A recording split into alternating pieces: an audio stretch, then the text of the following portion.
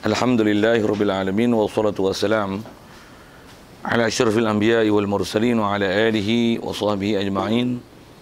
Subhanaka la ilma lana illa ma 'allamtana innaka antal alimul hakim.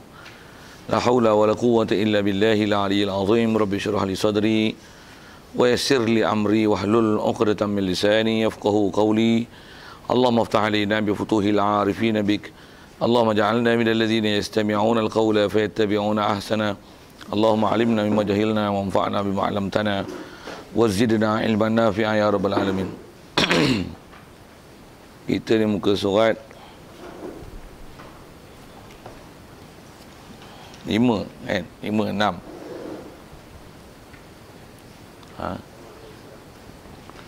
Kata Musannif rahimahullah taala, soal apa makna Islam? Masalah itu terakhir kita bicara tentang din. Soal apa makna Islam? Jawabnya, makna Islam itu ialah mengaku lidah seorang mahu dan menerima akan segala hukum-hukum yang didatang oleh Rasulullah SAW daripada perkara yang maklum pada agama di sisi orang Islam dengan darurah dan tiada ingkarkan dia dan tiada ditolakkan dia. Jadi alhamdulillah, insya-Allah pagi ni kita tambah sekali syukur pada Allah Taala di atas segala nikmat yang diberi pada kita, khususnya pagi ni di hidupan kita dia bagi kita masih dalam keadaan Islam. Mak ayah kita Islamlah kita, dijadikan pula kita boleh mengakui, mengiktiraf semua ajaran Nabi sallallahu alaihi wasallam, dijadikan kita pula memang duduk tempat untuk belajar ilmu, dan dengan ilmu tersebut kita faham mengakui semua ajaran Nabi. Dan Allah Ta'ala jadikan kita pula boleh taat patuh perintah dia, tinggalkan larangannya. Syukur banyak-banyak nikmat-nikmat tu. Dan insya-Allah kita nak sambung ni muka surat 6 pada kitab Paku Iman. Soal apa makna Islam? Baik, setelah kita bicara apakah din mengikut tarifan syarak, nak sebut pula Islam. Sebelum dengan apa tarif diberi, pasal dia bagi jawab ni, jawapan dia beri mengikut ataupun jawapan diberi adalah nak menjelaskan Islam dengan telah melihat semua bab Quran, hadis, dan segala perkara yang mesti dipahami dalam nak memahami Quran, hadis, nasikh, mansukh, am, mutlak, muqayyad, macam-macam peraturan-peraturan bab-bab tafsir. Itu kat dalam bab hadis, hadis sahih, tak sahih, hasan, dhaif, lepas tu ada mutawatir, ada masyhur, ada aziz, ada mursal, ada muqta', ada munqati', macam-macam nama hadis tu. Semua ilmu yang ada pada mereka dan kepakaran yang ada pada ulama, mereka telah pakai, ambil semua tu, ni definisi dia. Jadi dia nak bagi penjelasan ni, dia tak sebut pun hadis. Kitab yang kita baca seumpama macam ni, kitab-kitab yang kita ngaji pondok ni, kitab tauhid ke, kitab fiqh ke, kitab tasawuf baik. Kalau kitab yang ringkas macam ni, pendek macam ni, biasanya dia tidak akan sebut tempat ambilan mana. Dia akan sebut terus parti. Itu dia. Nak sebut apa ni? Nak sebut, bila dia sebut parti, maksudnya dia tak akan sebut sesuatu, melainkan yang disebut tu telah mengambil kira semua bab yang ada dalam Quran, hadis. Satu, dia tak sebut hadis. Pasal sebut hadis, satu hadis, kerana satu hadis dia tak boleh, tak cukup untuk menyelesaikan penjelasan di atas satu-satu definisi. Kerana kekenaan dengan satu hadis tu, tu kena tengok martabat hadis. Ada hadis tu kadang-kadang namanya mansukh, hadis tu dah tak pakai hukum. Kadang-kadang orang pakai lagi hadis tu untuk bagi definisi dan tarif. Baik, sikitlah ke situ. Jadi kitab kita ni ke depan pun kalau dengan apa penjelasan dia bagi, semua dia bagi dengan parti yang dah siap. Ambil. Baik, macam mana pun, apa dia Islam? Soalan nampak mudah, tapi kita nak bagi penjelasan tu payah kan. Macam mana pun tengok apa yang ada kat sekeliling kita dulu. Kalau orang kafir dia masuk Islam, macam mana jadi Islam? Ucap syahadah. Okay. Orang Islam, boleh tak orang Islam jadi kafir? Orang Islam boleh jadi kafir? Boleh? Macam mana boleh jadi kafir pula? Dah jadi Islam. Ada perkara yang menyebabkan boleh batal Islam dia, batal lah. Pasal kita nak belajar Islam, juga nanti ada iman, akidah semua ni. Juga semua bawa ilmu yang Rasulullah ajar kita. Yang khususnya sama ada dalam ibadat, dalam muamalat ke, munakahat ke, jenayat dan sebagainya. Semua bab dia ada istilah rukun dan syarat yang mesti dipahami. Kalau moden sikit dia ada term and condition, kena lihat, kena tengok.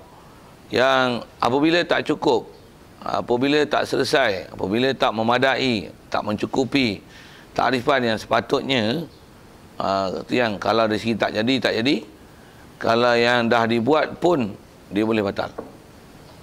Satu kalau atas bicara kafir memang boleh jadi Islam, dan kita biasa dengar kafir di Islam ni ucap kalimah syahadah, tu pun ada rukun syarat dia.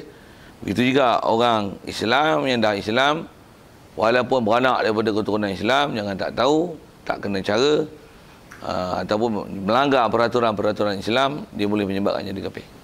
Peraturan tu yang kita nak belajar, yang kita nak tengok takrif ni, yang kita dah belajar awal kitab. Wajib atas kita dua benda usuli yang wajib yang telah kita sebut awal-awal kitab.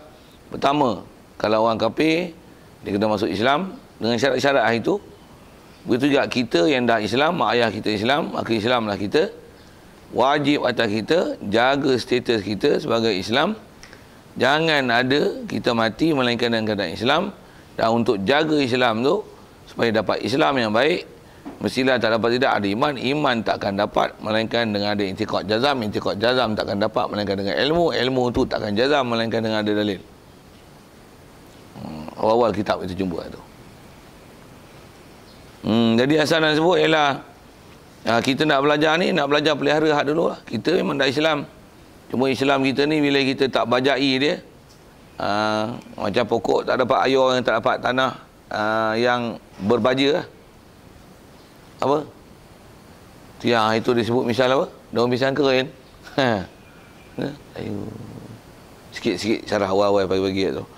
Baik. Jadi apa makna Islam?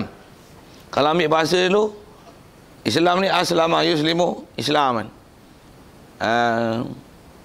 Kalau asal bahasa salima yaslamu, salaman, sejahtera. Aslama, dia telah masuk ke tempat sejahtera. Pasal antara makna aslama ni dukhul fi syai'. Tentu kita ada doa-doa yang kalau tengok doa yang Rasulullah pernah ajar bila kita masuk pagi ni. Kalau selalu amalan ni amalan Ikhwanul Muslimin yang masyhur dengan nama Al-Ma'thurat tu. Bangun pagi kita baca doa apa? Memang daripada perkataan Nabi ni. Apa dia? Asbahna wa asbahal mulku lillah. Bila petang tukar asbahah jadi amsayna wa amsal mulku lillah. Asbahna apa maksudnya? Asbahna maksudnya dakhalna fi sabah. We entered this morning. Entering this morning, asbahna wa asbahal mulku lillah. Asbahna ala fitrati Islam. We entering this morning as a Muslim. Itu kot kaum putih sikit. Maksudnya asbahna ala fitrati Islam. Kami pagi ni daripada malam tadi masuk je pagi ni, kami berada waktu pagi ni dalam keadaan Islam. Kalimat ikhlas, dan berada dalam kalimat ikhlas la ilaha illallah Muhammadur Rasulullah. Nak cerita tentang mana? Asbahna ni aslama. Kalau tengok wazan tu wazan af'ala. Bila wazan af'ala, antara makna wazan af'ala adalah dukhul fi syai'. Maksudnya masuk dalam satu. Jadi contoh mudah tu asbaha, amsa. Kalau yang ni pun salimah, sejahtera. Aslama, apa maksudnya? Dia telah masuk ke satu tempat yang sejahtera. Itu antara makna bahasa asal lah. Macam mana pun, bila aslama ni dengan bahasa mudah, dia telah masuk Islam. Jadi masuk Islam tu, kalau ambil dengan bahasa salimah tu makna sejahtera. Aslama maksudnya dia telah masuk untuk dapat kesejahteraan. Okey, tu bahasa. Okey, yang kita nak tengok jawapan dia nak beri ni, yang ni bukan takrif Islam berdasarkan bahasa, tapi takrif Islam berdasarkan definisi yang telah disebut ulama. Cukup ciri ni, maka dia adalah Islam. Okey. Jadi disebut Islam ni sedia maklumlah dengan mana mestilah dia masuk Islam. Dan untuk dapat kesejahteraan dan menjamin kesejahteraan tu, yang ada jaminan masuk syurga, akhirat kekal abadi selama-lamanya, pastikan semua definisi ini dipelihara, barulah nama dia Islam. Kalau dia mati pun mati Islam. Dan dengan janji Allah Ta'ala yang Rasulullah sebut, insya-Allah dia akan ke syurga dan kekal abadi selama-lamanya. Itu kot. Baik. Islam itu mengaku lidah seorang. Di Islam adalah pengakuan lidah. Yang ni yang isyarat pada hadis yang kalau sebut hadis, al-Islamu iqraru bil lisan. Ada yang sebut dengan lafaz al-imanu iqraru bil lisan, lagi at-tasdiq bil qalbi, lagi amalun iqraru bil lisan, amalun bil arkan. Ada 3 perkara tu disebut. Macam mana pun nak bagi huraian tu, kalau huraian ikut kepala otak ni takut tak betul. Yang kita nak fokus daripada hadis tu, yang atas ulama dah murti dan syarah elok-elok, Islam ni satu part je yang paling besar situ yang kita nak lihat. Apa dia? Mengaku lidah. Dia ialah ikrar bil lisan. Sebut dengan Arab ni macam tu lah. Dia ialah mengaku lidah. Baik, nak mengaku apa? Kalau kita faham sedia maklum macam tadi, mengaku tu ialah orang kafir mengucap kalimah syahadah. Okey, sedia maklum lah tu. Tu pun ada rukun syarat yang kena jaga. Kita adakah Islam dengan mengucap kalimah syahadah? Pasal apa? Pasal kita dah Islam ada kecil, mak bapak kita Islam, maka Islam lah kita. Tu kena nak mengaku dengan lidah. Mengaku dengan lidah dengan kalimah syahadah tak ada. Tapi tetap ada perkara yang kena mengaku dengan lidah. Satu ulama dah syarah cantik lah. Mengaku dengan lidah nak mengaku apa? Okey. Mesti mengaku tu mengaku macam ni. Mengaku mahu dan terima. Jadi kalau orang kafir, dia kata asyhadu an la ilaha illallah. Dia sebut dengan mengaku dan terima apa dia sebut tu. Tuhan sebenar, tak ada Tuhan sebenar melainkan Allah. Itu baru kalau disebah dia masuk Islam. Satu kalau dia cakap nyanyi lagu Rehan, tak masuk Islam. Pasal apa? Dia bukan mengaku lidah, mahu dan terima. Itu ada ikrar bil lisan, bahkan bukan ikrar pun, dia ialah nasyid bil Islam. Mufi dengan bahasa itu. Dia tarani bil Islam, tarani bil syahadah. Dia bernasyid dengan kalimah syahadah. Apa ataupun seumpama nasyid-nasyid selain pada nasyid Rehan lah, yang ada sebut kalimah syahadah tu. Ataupun dia rumah ni dekat dengan masjid, duk dengar azan sehari 5 kali, macam mana? Hotel dia. Saya pun boleh azan tu, saya sudah Islam sekarang. Dia disebut tu, pasal apa? 5 hari dengar, takkan tak masuk kepala otak. Tapi adakah dia jadi Islam? Ni. Islam tak Islam, mesti dia sebut lidah tu dengan terima, mahu dan mengaku. Saya memang mahu masuk Islam. Sekarang saya mahu masuk Islam. Asyhadu an la ilaha illallah. Boleh jadi. Dan antaranya syaratnya lagi, dia sebut dengan mengaku masuk Islam, Tuhan sebenar Allah, betul yang Muhammad utusan Allah Ta'ala, tentang kalimah syahadah, dan apa pahaman yang dulu tu ditolak dan dinafikan dan ditidakkan segala-galanya. Siap. Kalau disebut orang kafir macam tu. Yang tu akan datang disebut, tak nafi.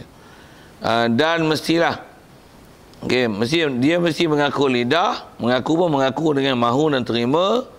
Mengaku dan terima apa? Segala hukum-hukum yang didatang oleh Rasulullah sallallahu alaihi wasallam. Umumnya semua perkara yang dibawa oleh Rasulullah disebut ialah segala hukum-hukum. Hukum ada benda yang kita sekali lalu dah lepas itu. Hukum dengan mana wad'un syai' fi syai'. Meletakkan sesuatu pada sesuatu. Au nafyu anhu, ataupun nafyu syai' anhu an syai'. Menafikan sesuatu pada sesuatu, itu hukum. Ni siang kitab ni nama Paku Iman tu, letakkan tu untuk ilmu wajib. Manusia akan menemui mati tu, kita letak hukum. Allah mesti kuasa, Allah mesti sempurna, kan? Wadun syai' fi syai'. Meletakkan satu pada satu, tu hukum. Cuma kita ada bicara dulu, ada hakim yang namanya hakim tu akal, hakim tu syarak, hakim tu adat. Ada kita syarah panjang itu nak memahami bab tu. Jadi bila kata hukum-hukum yang didatangkan oleh Rasulullah, apa ketetapan Rasulullah? Sama ada ketetapan yang memang pada zaman dia dah tetapkan perkara itu dengan sabdaan-sabdaan dia, ataupun ada yang dia tak tetapkan dengan sabdaan dia, tapi ulama ambil faham daripada isyarat-isyarat perkataan dia. Ini makna apa? Ini makna apa? Adakah makna wajib? Adakah makna sunat? Sunat muakkad ke tak muakkad? Yang tu yang ada benda yang istilahnya Rasulullah tak perincikan, yang tu istilah dia. Tapi ulama kita yang faham, dia yang memperincikan maksud tu. Ini makna apa? Ini sunat muakkad ke? Ini sunat ke? Ini sunat kalau sunat buat sembahyang, sunat hay'ah ke? Sunat ba'ad ke? Ulama yang perincikan tu. Disebab Rasulullah ada benda yang dia tak detailkan. Dia cuma buat ini tanpa Islam memperincikan hukum, tanpa memberikan istilah. Dia tak bagi istilah. Jadi ulama yang memperincikan, lepas tu membuat istilah, pengistilahan hukum. Yang fardu kifayah, Rasulullah tak pernah sebut fardu kifayah. Fardu ain, Rasulullah tak pernah sebut fardu ain untuk ilmu. Tak ada. Tu siapa punya istilah? Ulama yang memperincikan, dia faham, dia letak istilah dan bagi hukum. Jadi macam mana pun yang tu hukum siapa? Hukum Rasulullah. Pasal Rasulullah yang mengajar dan menunjuk prinsip tu. Jadi untuk nama Islam, mesti mengaku dengan dia mahu dan terima segala hukum yang dibawa datang oleh Rasulullah. Segala. Jadi yang besar kita nak fokus tu ialah untuk nama Islam mesti mengaku dengan lidah apa yang dibawa datang Rasulullah, mesti mengaku. Dia bukan syarat untuk nama Islam ni buat, tapi pengakuan tu. Satu sembahyang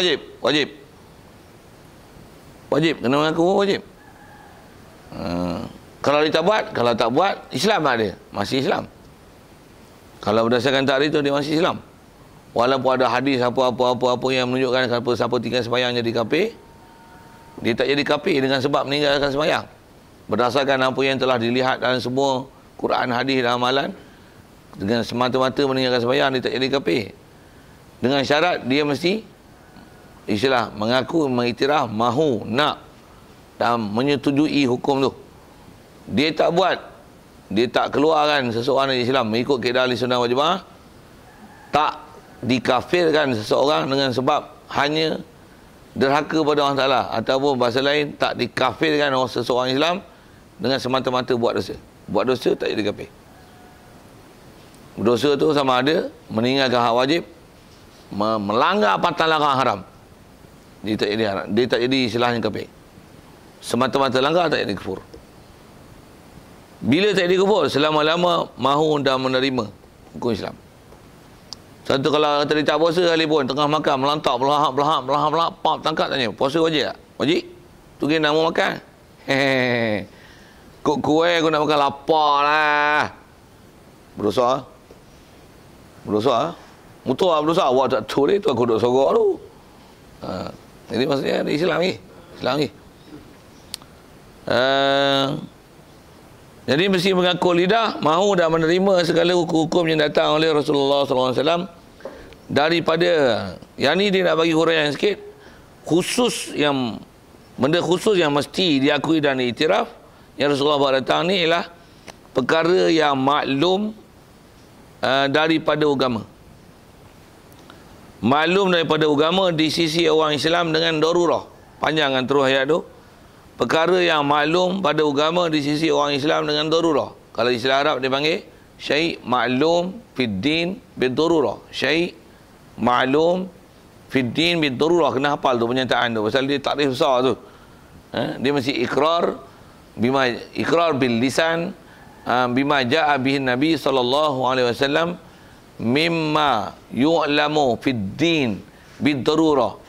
Mestilah dia mengaku tu daripada perkara yang yu'lamu fid din bid-darurah, ataupun mimma min syai'in ma'lumin fid din bid-darurah. Kadang-kadang ada istilah gitu dalam takrif, daripada sesuatu yang istilahnya maklum fid din bid-darurah, maklum dalam agama bid-darurah. Maksud darurah tu mudah, simple, senang, tak payah susah payah, orang pakat tahu belaka. Itu maksud darurah ni. Jadi mestilah benda khusus yang mesti diakui dan diiktiraf supaya sah Islam, dia mesti mengaku benda-benda perkara yang maklum pada agama di sisi orang Islam dengan darurah. Masuk darurah tu mudah. Darurah ni banyak bahasa, banyak mana dalam bahasa Arab. Tapi sini masuk dia darurah dengan mana? Mudah. Ada tempat darurah, daruri dengan mana? Keperluan, kemestian. Al-libas daruri. Pada perkataan darurah lah. Pakaian ialah benda keperluan. Daruriyun. Al-maskan daruriyun. Daruriyul haya. Dia adalah perkara kemestian, keperluan dalam kehidupan. Pakaian, makanan, minuman, tempat tinggal, itu adalah daruri. Jadi nak faham darurah tu, jadi mudah. Pasal apa? Semua orang sedia faham. Babi pun kena makan, babi pun kena tempat minum, babi pun ada tempat tinggal, babi pun ada pakaian. Pakaian dia lah. Dia tak kalah pakai baju, kulit itu dah sama dia. Macam mana pun ada pakaian. Istilahnya ada. Nak kata apa? Saya nak sebut daruri. Daruri. Jadi perkara yang nak nama Islam ni, apa-apa yang maklum fiddin bil darurah, yang sedia maklum, ini adalah ajaran Nabi SAW.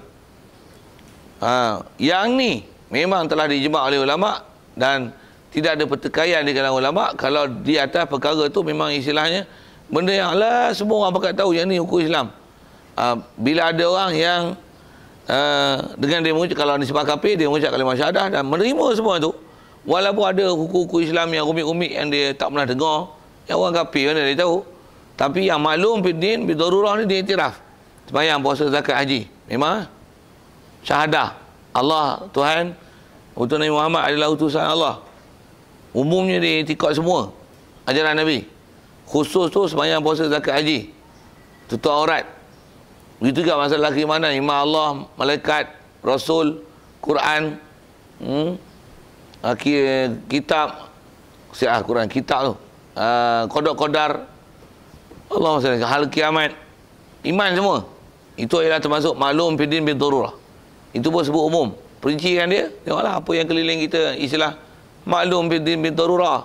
Masjid, tempat mulia. Betul. Tutup aurat wajib. Pakai seluar pendek haram. Ada benda maklum. Ada benda maklum. Untuk ilmu wajib. Tak boleh salam lelaki perempuan. Benda maklum lah. Istilahnya maklum lah. Mahram, tak mahram, lelaki perempuan tak boleh bersunyi-sunyian. Dia maklum. Dia maklum. Apa dah sebut? Babi mughalazah. Boh bahasa itu. Nak sebut maklum. Hak tu mestilah diiktiraf. Jadi di atas takrifan tu, kalau ada orang Islam, kita sebut fikih orang Islam ni, pasal kita nak faham takrif dengan definisi disebut. Satu, faham definisi mengikut apa ulama' hurai ni. Faham ni walaupun ngaji pendek walaupun kita ngaji Quran hadis. Tapi kalau ada orang hurai Quran hadis, kita boleh nilai dia di syarah Quran hadis tu betul ke tidak. Pasal kita ambil parti yang telah disebut oleh ulama' yang dipaham oleh Quran hadis.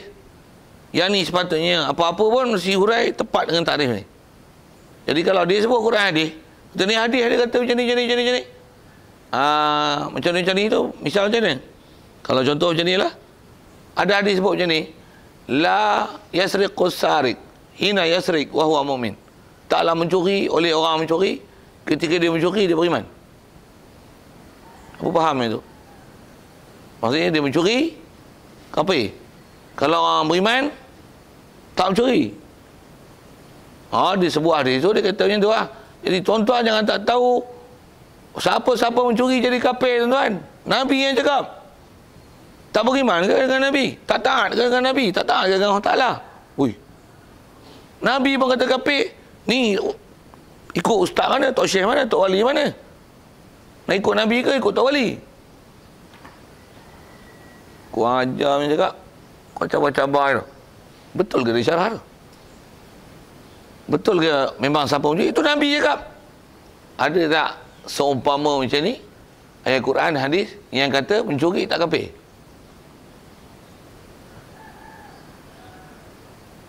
Aku mana tahu hadis? Pengok buah tu. Kalau ambil saya tunjuk dari mudah kaedah benda kelahi dia pun kena ajar je kan. Katalah dia ajar hadis gitu. Memang ada hadis. Memang hujah orang-orang kalau Wahabi, dia hujah dia kan ni. Memang dia hujah mentah-mentah daripada satu hadis. Nabi cakap, kau tak nak ikut Nabi belah. Oh, tu satu. Dia guna belah. Kau tak nak tahu salah. Ni hadis kau percaya hadis Nabi. Riwayat Bukhari Muslim pun. Kita pun tak faham hadis. Fiqh pun, tauhid pun tak ngaji, tak ada elok. Pejam-pejam mata. Okeylah. Kelahi lawan. No, saya nak tunjuk kaedah kelahi. Yang ni macam mana kena pandai nak ambil dalil. Macam mana nak ajar lagi pandai. Dalam Quran ada tak kata macam ni? As-sariqu was-sariqatu faqata'u aydiyahuma. Ada? Orang mencuri laki, as-sariqatu, pencuri perempuan. Dia mencuri, dia sabit kesalahan. Syarah macam-macam lah tu. Syarat-syarat apa? Orang Ta'ala suruh apa? Faqata'u aydiyahuma. Potonglah tangan mereka kedua. Tangan mereka berdua. Okey, nak ambil faham tak mana? Allah pun tak kata kafir. Kalau kafir sepatutnya macam mana? As-sariqu was-sariqatu huma kafirani. Kafir macam mana? Potong tangannya. Orang Islam kalau kafir apa jadi? Murtad, bunuh weh. Murtad bunuh, bukan potong tangan. Kalau suruh potong tangan, apa dilalah boleh faham? Masih Islam. Cuma nak faham macam tu, dia kena codik lah sikit. Kaedah istilah istinbat, istidlal, dilalah yang ada dalam Quran. Yang ni yang ulama kita sangat pakar bab tu. Wahabi dia memang bengong. Dia kata dalil yang tak kafir orang yang mencuri itu ialah ayat Quran tu sendiri. Tak mana? Ayat Quran. Tu, sebut tu. Mana? Ayat Quran tu tak kata pun. Kata mencuri tak kafir. Kan Allah Ta'ala suruh potong tangan je. Kalau kafir, nescaya siapa mencuri, arahan dia bunuh. Siapa mencuri, bunuh. Sekali ni, siapa mencuri, bunuh. Zina pun sebut macam mana? Azaniyatu wazani fajlidu kulla wahidim minhuma mi'atal jaldah. Suruh sebat. Yang tu ayat suruh sebat. Tu pun syarah mana? Siapa hak mana tu? Kalau ikut jadi kafir macam mana? Bunuh. Tu dalil menunjukkan bahawasanya mereka masih Islam. Siap. Tapi kena cerdik sikit lah nak kena buat tu. Apa nak sebut ni? Jadi nak sebut tentang ni lah, tentang kaedah. Walaupun ada orang syarah pakai Quran hadis, dengan apa kita belajar ni, kita pekah sampel je. Alah nipihnya. Nama apa Paku Iman beleh. Kita jauhi, kita Cina lah tu, bukan kita jantan. Ambil mana ni, ambil mana ni? Ulama, dia orang ambil ni, bukan kita dia orang ni. Bukan dia orang mereka. Ulama besar-besar tu yang mereka. Tarikh tu. Maksudnya dia orang yang diberi nasi. Ambil dah dengan telah mengambil kira semua Quran hadis. Baik. Macam mana pun nak sebut ialah benda yang maklum fi din bi darurah. Dengan kita faham takrif ni, yang kata benda tu ialah semudahnya tahu dalam agama. Asal nak sebut kaedah ahli sunnah wal jamaah, siapa-siapa buat, orang Islam buat dosa, tak dikafirkan dia semata buat dosa. Semata-mata buat dosa tak dikufurkan. Selama-lama dia masih mengaku yang salah ialah salah, yang berdosa ialah berdosa, yang haram-haram dan sebagainya. Cuma kita kena ada kepandaian dan kemahiran dari segi menilai mana yang namanya maklum fid din bi darurah, mana yang tak maklum fid din bi darurah. Maksudnya mana yang simply known among the Muslims, mana yang orang Islam bakal tahu, orang Islam tak bakal tahu. Macam mana pun kalau katalah tak pakar sangat pun, sekurang-kurangnya takat kita tahu, kita kata orang asal semua bakal tahulah. Sembahyang raya sunat tak? Orang Islam raya dia Idul Fitri ada Adha. Betul? Ada tak depa raya ada? Itu raya Malaysia. Itu bukan raya dalam ajaran Islam. Itu bukan fiddin. Itu fi Malaysia pakot. Depa raya lagi. Kongsi raya lagi. Taipu raya. Wesak raya. Christmas raya. Semua dikombinasikan. Kita setahu kita lah Islam ni raya Idul Fitri ada Adha. Malaysia Idul Fitri cuti. Ada hak cuti. Betul? Kongsi Pak Cahaya cuti. Taib Hussein cuti. Depa Ali cuti. Pergi semua cuti. Apa faham tu ajaran Malaysia ni? Itulah ajaran Malaysia kita ada sebut itu lagi. Apa dia? Sesat. Kalau dipahamkan